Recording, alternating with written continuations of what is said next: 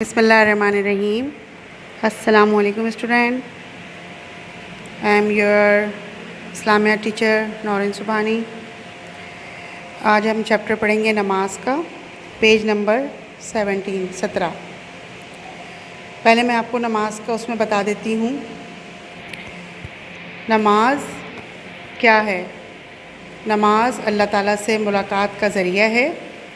نماز جنت کی کنجی ہے۔ نماز دین کا ستون ہے۔ نماز ہمیں بے حیائی اور بری باتوں سے روکتی ہے۔ نماز مومن کی معراج ہے۔ نماز ہر مسلمان مرد اور عورت پر فرض ہے۔ نماز نجات کا ذریعہ ہے۔ نماز تمام اعمال میں افضل ترین ہے۔ اب میں آپ کو نماز کی شان کا بتاتی ہوں۔ جب تم نماز کے لیے کھڑے ہو تو سر سے آسمان تک رحمت الہی گھٹا بن کر چھا جاتی ہے۔ فرشتے تیرے چہرے کی طرف جمع ہو جاتے ہیں۔ ایک فرشتہ پکارتا ہے کہ اے نمازی، اگر تو دیکھ لے تیرے سامنے کون ہے اور تو کس سے بات کر رہا ہے تو اللہ کی قسم تو قیامت تک سلام نہ پھیرے۔ اب میں آپ کو یہ چیپٹر پڑھ کے ریڈنگ کر کے بتاتی ہوں۔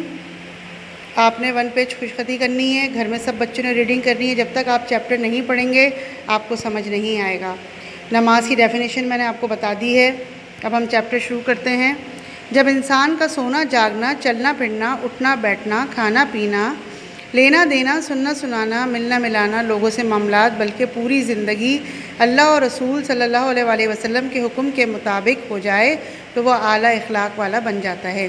جانور اور انسان میں فرق ہی اتنا ہے کہ جانور کسی قانون کا پابند نہیں ہوتا، جبکہ انسان کی زندگی میں حسن و جمال پابندیوں ہی سے آتا ہے۔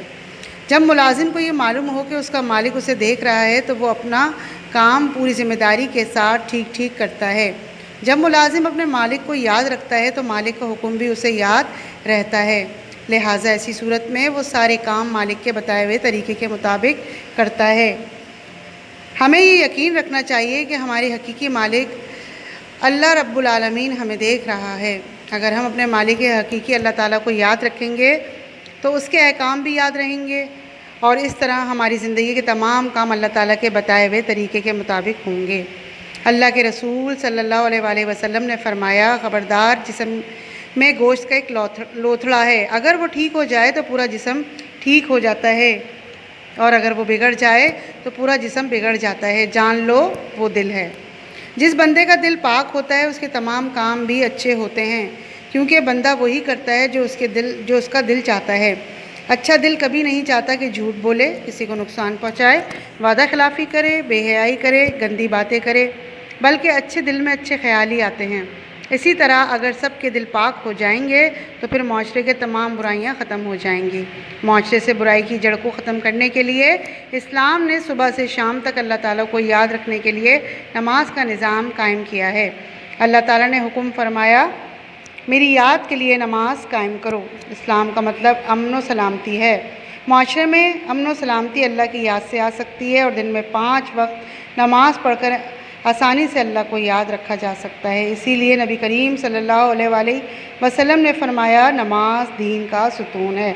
جس معاشرے میں نماز کا نظام مضبوطی سے قائم ہوگا وہاں سے برائیاں خود بخود ختم ہو جائیں گی۔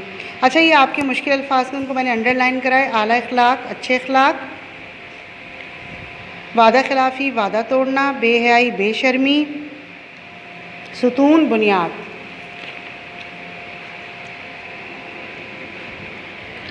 بے شک نماز بے حیائی اور برائی سے روکتی ہے۔